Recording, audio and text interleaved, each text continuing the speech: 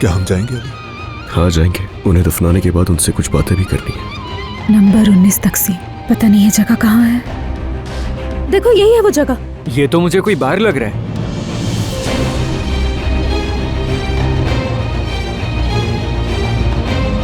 हम दोनों भी सिर्फ फर्ज निभाने आए हैं अपना। उस आदमी से ताल्लुक रखने वाले किसी भी शख्स से मुझे ताल्लुक रखने की जरूरत नहीं है। उसका नाम मानूर है। वो इस्तांबुल में अकेली रहती है। वो बहन है तुम्हारी। वो एक बार में काम करती है।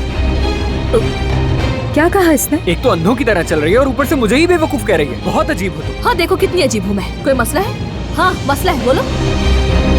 तो देख लो अपना फितना।